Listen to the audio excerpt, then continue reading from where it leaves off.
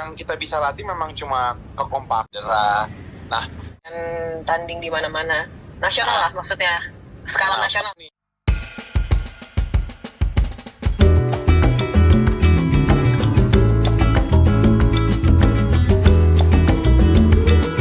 Soalnya aku kan pindah benua latihannya. Latihannya tuh kita di selalu di daerah Tangsel, jadinya Pengen kelihatan nggak bego gitu lagi.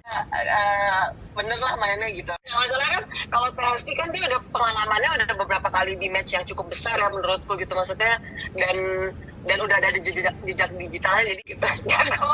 Kita sih yang kita bisa latih memang cuma kekompakan. Nah, mentalnya ini nih, gue sama Dinda tanding olahraga pernah ya lo ya? Kan gue basket kan, maksudnya lumayan tanding di mana-mana. Nasional lah maksudnya. Skala nasional. Nih, jadi gue nggak tahu nih besok dengan rame-rame banyak paling nggak, pokoknya untungnya kan main Bisa berdua lah. nih, jadi kita ada satu sama lain lah. Bisa bikin pionir nih, Dan. Justru nggak pernah ada tuh. Latihan berapa kali gitu kan. Iya. Terus kita jawabnya 20 kali. Padahal sih itu Sebenarnya juga kan latihan kan. Berarti kita nggak bisa nih kalau latihannya cuma sedikit. Nah gitu. Padahal latihannya emang baru 2 kali. Intinya untuk apa? Mempertajam lah semuanya, semua indera kita melihat bola, melihat hoki dengan baik. nggak ada lagi. Maaf mau ditambahin, aku nggak ada.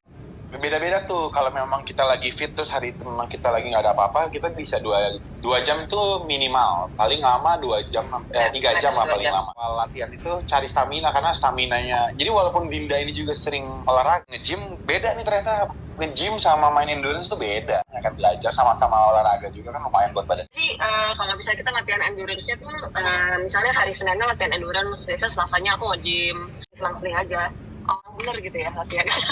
Ya apa aja nggak tahu ya, nanti kita lihat aja pas tanggal 20. Kamu nih coachnya, Oh, coachnya kita 3. Soalnya kita latihan pindah-pindah. Jadi kita bisa latihan tuh bukan cuma main doang, jadi dasarnya dulu gitu, entah drill lah, apa dan lain-lain. Kita dari kok gitu loh, dari yang latihan footwork tampil kok kan ya itu kita beda-beda, coachnya beda-beda.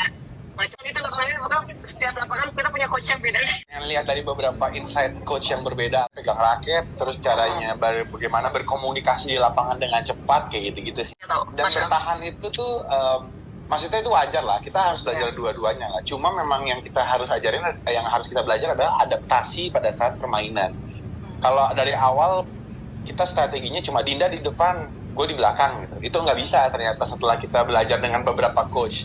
Itu harus adaptasi bagaimana cara ngambil yang baik supaya juga menjaga stamina satu sama lain. Jangan tiba-tiba main bagus nih tapi di ronde kedua staminanya habis, cuma gara-gara staminanya habis malah nggak bisa main dengan baik. Jadi memang kita harus jaga semuanya. Aku kebetulan kalau badminton tuh biasanya main-main sama teman-teman aja, tapi emang tidak pernah belajar teknik. Jadi memang ada beberapa teman-temanku yang berkumpul tuh suka main badminton gitu loh. Jadi biasanya aku suka ikut mereka main aja, tapi itu benar-benar buat fun game aja gitu kan. Jadi nggak pernah yang benar-benar serius mikirin teknik, mikirin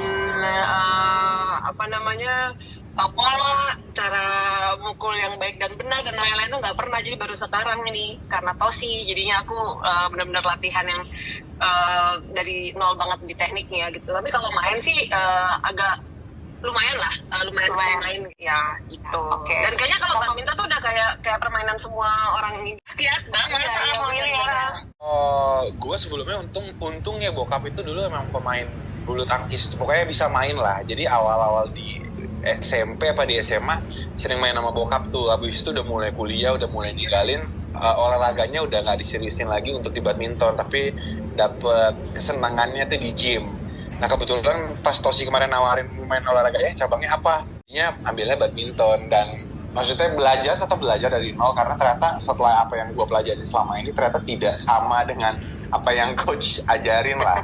Jadi ya dapet ilmu baru di badminton, terus dapet cara bernafas yang lebih baik, pokoknya cara menyimpan stamina dengan baik.